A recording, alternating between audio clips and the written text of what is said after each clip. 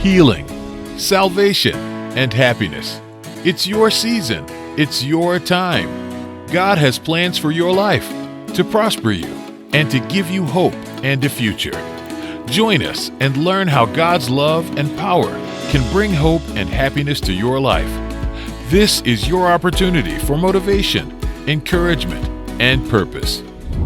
Welcome, church family. It's Megan Reed with another great segment of the Daily Gospel Network, where we bring you the Word of God and soul-stirring encouragement from churches, pastors, and choirs from all over the country. And today is no different. Check out this inspiring sermon from one of the church community's most dynamic pastors. Hey, what's going on? Welcome to Walk in the Word with Benevolent Faith Ministries, the show where we provide biblical interpretation that engages the words of the text, the context behind the text, and the application for us all beyond the text. And today we want to speak from the subject, the clash. The clash. We ain't talking about that rock group that rocked the Casbah, all right? Our topic of discussion today instead centers around the text of the Gospel of Mark, chapter 3, verses 1 to 6, which I'm going to be reading from the New Living Translation version of the Bible. And the Lord's word reads as follows. Jesus went into the synagogue again and noticed a man with a deformed hand. Since it was the Sabbath, Jesus' enemies watched him closely. If he healed the man's hand, they planned to accuse him of working on the Sabbath. Jesus said to the man with the deformed hand, "Come and stand in front of everyone." Then he turned to his critics and asked, "Does the law permit good deeds on the Sabbath? Or is it a day for doing evil? Is this a day to save life or to destroy it?" But they wouldn't answer him. He looked around at them angrily and was deeply saddened by their hard hearts. Then he said to the man, "Hold out your hand." So the man held out his hand, and it was restored. At once the Pharisees went away and met with the supporters of Herod to plot how to kill Jesus. May the Lord add a blessing to the reading and the hearing of his words. Friends, anytime you have two competing or contrasting ideals about the same thing, there's going to be a clash. Now, by definition, the word clash means a violent confrontation, or to meet and come into violent conflict. But clashes don't always have to be violently confrontational, because a secondary definition of the word clash is, quote, a sharp conflict based on differing positions about the same thing. Even still, things that clash will always feature two sides opposed to each other because they both view one thing from different vantage points. And that brings us to where we are in our text today, because it's pretty clear at this point in the text that Jesus and the Jewish leaders of the day were clearly not feeling each other. This represents a critical incident in the life of Jesus. They wasn't on the same page at all. They didn't like each other. And as a result of this, as seen in the text, him going back into the synagogue at all was a pretty brave thing to do. Look at the text of Mark chapter 3, verse 1. It says, "Again, he entered the synagogue." That was the act of a man who refused to seek safety and who was determined to look a dangerous situation in the face.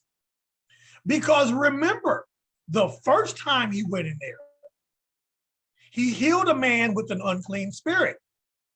You can see that in the text of the Gospel of Mark, chapter 1, verses 21 to 28. And that put him on the radar of the religious leaders. And now, despite all of that, he's going back up in the synagogue. He's back up in the cut. So why is that brave? Because again, they knew they were out, or I should say, he knew that they were out to get him. He could have easily been in hiding. He could have easily had his disciples bringing people to him somewhere on the outskirts of town where he'd be able to carry out his ministry more safely. But no, he went back up in the synagogue. Saints of God, sometimes we need to face the very fears that we're running from. We'll never be able to conquer them until we first courageously look them in the eye. Because in the synagogue, the Sanhedrin had its members on station. They was on point. They was waiting for them.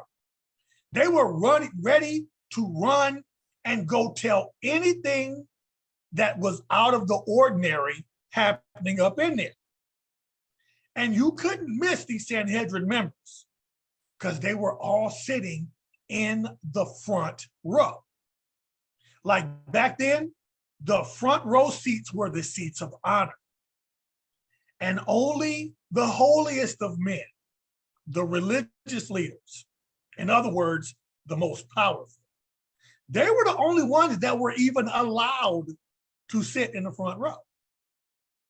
And so imagine somebody like me or you, we don't know, we come up in the synagogue, we sit in the front row. It's gonna be just like when you're in the movie theater and you're in the wrong seat. So you at a sporting event, you're in the wrong seat. And the usher comes with the light of the flashlight, be all in your face. All right, pal, you're out of here. Let's go, come on. Because that's what they would have said to you, trying to sit in the front row in the synagogue. And the reason why they sat in the front row like that was so that they could deal immediately with anybody who was preaching or teaching and misleading the people or enticing them from the right way, that is the way of the law.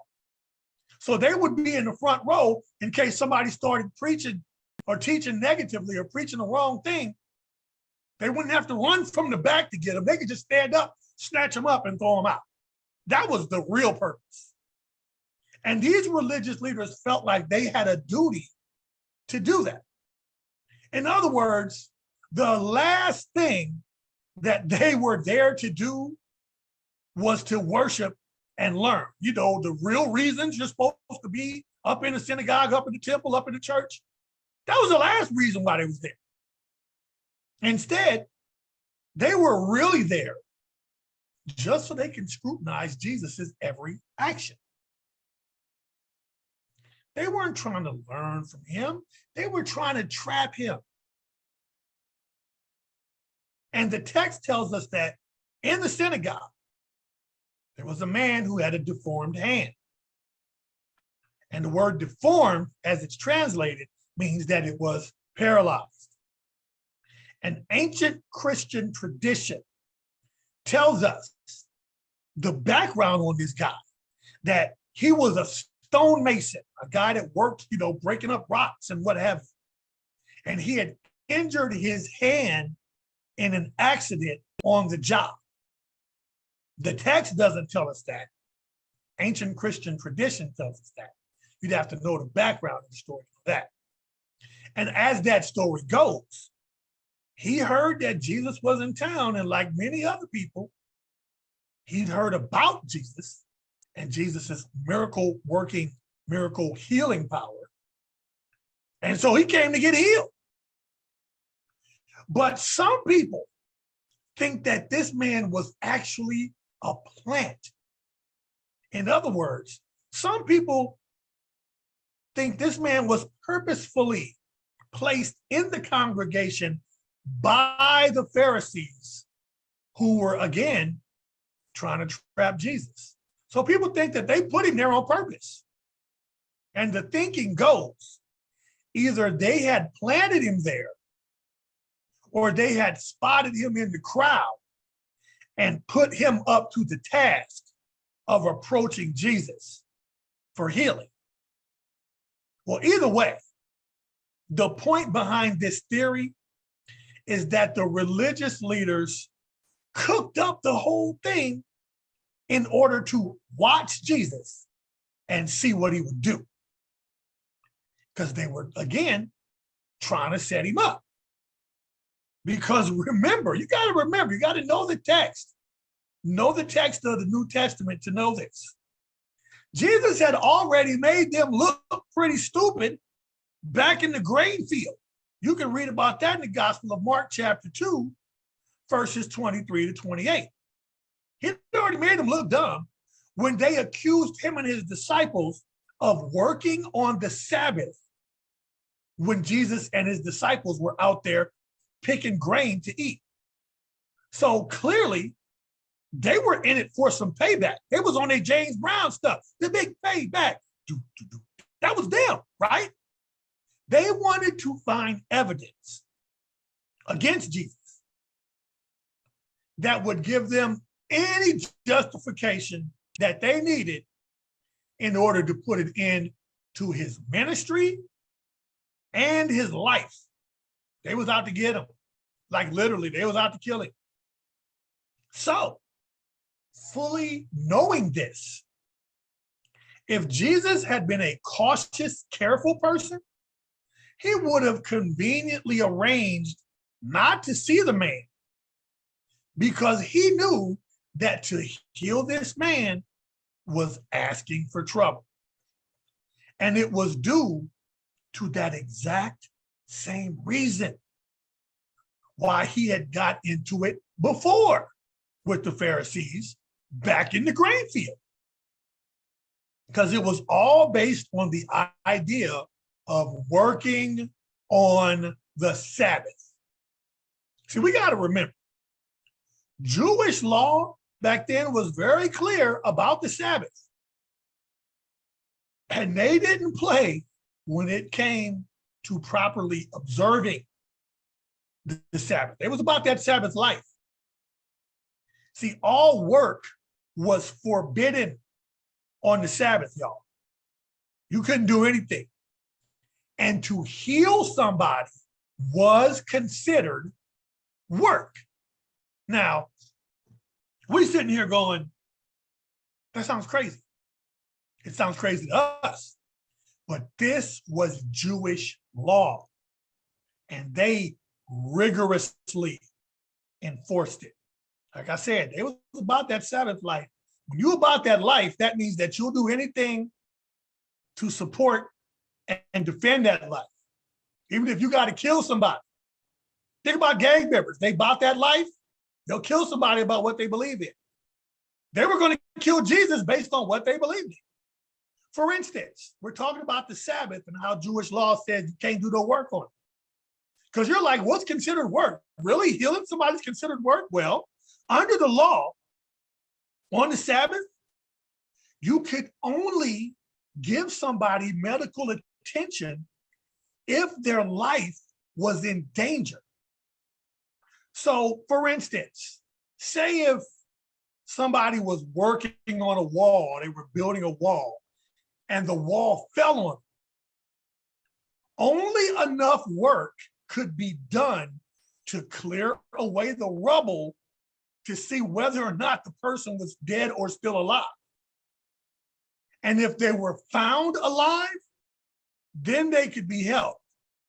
But if they were found dead under the rubble, believe it or not, the body had to be left there until the next day. Because extracting the body from the rubble and going to bury it and all that, that was considered work, and you couldn't work on the Sabbath. That was the law. In other words, at most, an injury could be kept from getting worse, but it couldn't be made better because that was considered work. And history, y'all, has many instances where the Jews' observance of the Sabbath either led to their slaughter, or it led to them being captured by an enemy, or it otherwise put them in a bad situation where they could be easily manipulated because whoever came up against them knew that if they did anything to the Jews on the Sabbath, the Jews would not retaliate. The Jews would not do anything back to them. Why? Because it was considered work, and say it with me, you couldn't work on the Sabbath.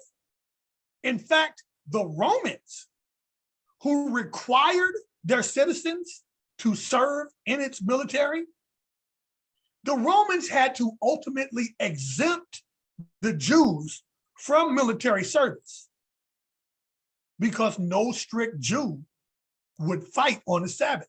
You out on the battlefield, it's Saturday, 11:55, Jewish soldiers out there battling alongside the Roman soldiers. Next thing you know, it turned midnight. They're like, up, Sabbath, I gotta chill.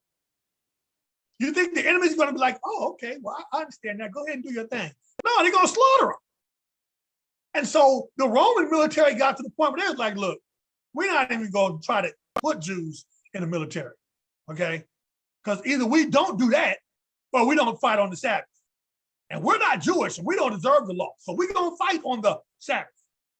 So they had to exempt them. So the Jewish attitude towards the Sabbath was completely strict and unyielding. And this is why the Pharisees were going so hard against Jesus, because he had healed a man on the Sabbath. This was the second time doing that. And Jesus knew all of this. He knew that they were out to get him. But he also knew that a man's life, this man with the deformed hand, his life wasn't in any type of danger. Remember, Jewish law said you could only heal somebody or help somebody, give them medical attention if their life was in danger. This guy wasn't in danger. He had a deformed hand. He might have been uncomfortable, but he wasn't going to die from it, at least not right then. So technically, under Jewish law, Jesus was not allowed to heal the man, but he did it anyway. In other words, Jesus could have just as easily waited until the next day to heal the man, and then arguably it wouldn't have been that big of an issue. But he didn't do that. He did it on purpose because he knew the stakes were higher in this instance. And to him, this was a test case, a test instance, an opportunity to address the hypocritical leaders, the egocentric actions of these religious leaders. So he told the man to rise and come out of his place and stand where everybody could see him. Now, Jesus probably told him to do that. Told the man to come here, come up here, let everybody see what we're about to do. He probably did that to show the religious leaders precisely that he was going to address the man's situation in such a way that nobody could fail to see it. Or rather, he did it on purpose in front of everybody, especially the Pharisees, the religious leaders, so that nobody would be able to doubt his power and authority afterwards, especially since what he was doing was supposedly considered breaking the law on the Sabbath. And that's why it was a brave decision for him to go up there and do that, because he knew this was going to make them want to kill him more. But he knew the stakes was high. And he knew that he had to come and do his Father's work. So it didn't matter what they thought. It didn't matter that his life was in danger. Praise God that he put his life on the line for us in the same way when he went to Calvary. Jesus was always putting his life in danger for the good of God's glory. He's still doing it today. So as part of his plan, he asked the experts in the law, the religious leaders that is, he asked them two questions that you can see in Mark chapter 3, verse 4. And the first question was, is it lawful to do good or to do evil on the Sabbath day? See, Jesus knew that this question put the religious leaders in a dilemma, okay?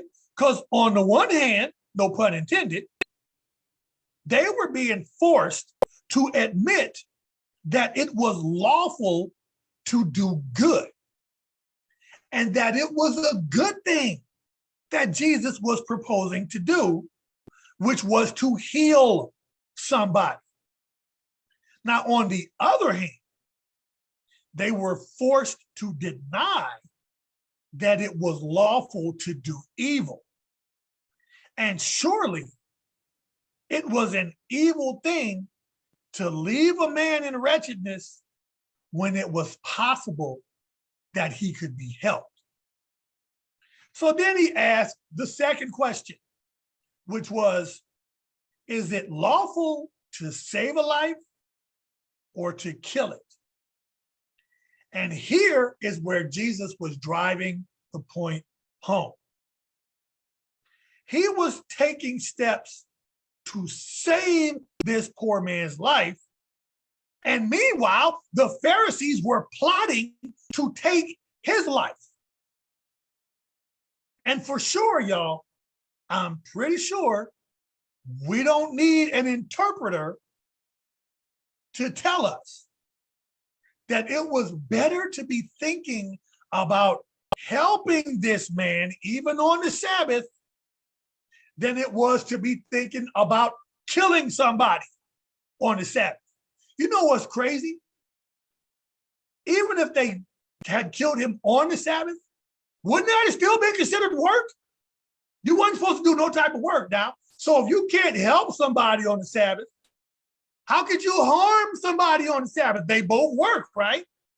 They were breaking they were breaking the law themselves. And Jesus knew that. So it's no wonder that the text says that the Pharisees, quote, had nothing to say. The text actually says, quote, they were silent. They couldn't say nothing. They were like, because they knew he had them trapped. He was basically telling the whole congregation in the synagogue, so let me get this straight. Y'all don't want me to heal this man because you say it's the Sabbath, but y'all trying to kill me even though it's the Sabbath. Which one do you think God honors more? If we're both breaking the law, which one breaks the law to a lesser degree? That's what he was saying. I mean, what could they say? Of course, they were going to be silent. They knew in their hearts they were trifling. They knew what they were doing was wrong. And they had no answer for Jesus because any answer that they might have given would have contradicted their own teachings. But they were doing that anyway by plotting against them. So, of course, Jesus heals the man. And then immediately afterwards, what does the text say that the religious leaders did? They got out, they went out of the synagogue, and they went and clicked up with some people that they didn't even get along with in order to plot to kill Jesus. Look at the text of verse 6. It says that at once the Pharisees went away and met with the supporters of Herod to plot how to kill Jesus. That shows the lengths to which the Pharisees would go. Because back then, y'all, no Pharisee would normally have anything to do with a Gentile, which is what the followers of Herod was, the Herodians. They were Gentiles. Or they wouldn't have anything to do with somebody who didn't keep the law, because such people were considered unclean to the Pharisees. And so for them to go click up with some people that they normally wouldn't even associate with says a lot about their character. Remember, these are the supposed religious leaders, the most holy and righteous men in all of Jerusalem. And yet, here they are acting completely like fools. And they definitely wouldn't have clicked up with the followers of Herod, who was the Roman appointed king of Judah. So the Herodians, the followers of Herod, were constantly coming into contact with the Romans. And that definitely made them unclean to the Jews. And not only did it make them unclean, it made them hate it. Why? Because the Romans hated the Jews. Because the Jews were doing them dirty. They were harassing them. They were taxing them mercilessly. They were allowing the Jews, like Matthew and his ilk with tax collectors, to tax them unfairly. So the Jews hated the Romans. And the Herodians were followers of the Roman king of Judah, of the province of Judah. So again, there's no way they should have been clicked up with these guys. And yet, they hated Jesus so much that they were willing to enter into what was for them an unholy alliance. They went completely against what they believed in order to take Jesus down.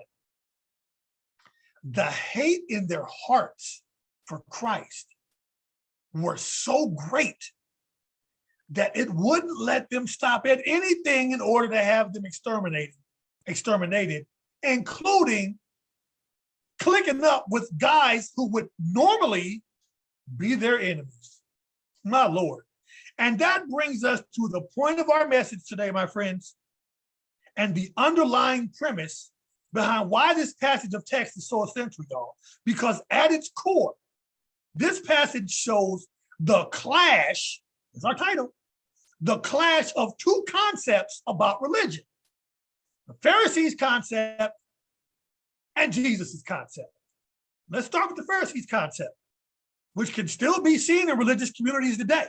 To the Pharisees, their concept of religion was that religion was ritual, meaning practicing religion meant obeying certain rules and regulations.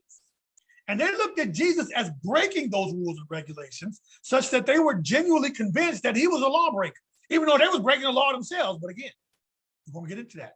And that was the problem with these men and with the people that are like them today still in the church. And that they could have cared less about the needs of the poor injured man. They only cared about their practices. That took precedence over this man's need. All they cared about was their rules and their ways, their rituals. And that's what they defined as religion. And that's what they thought kept them close to God. And it's still like that today. It's like somebody who believes religion means going to church, reading the Bible, saying grace when you eat, or otherwise carrying out all the external acts which people consider to be religious. But then that same person never puts themselves out there to do anything for anybody else and doesn't have any sense of sympathy for anybody else and definitely has no desire towards self-sacrifice. And yet they still go through the religious rituals that we just named and think God is pleased by that. Meanwhile, they never serve in the needs of others and they stay blind to the hardships of the people of the world. And it's not just y'all, the church membership that's guilty of this. It's church.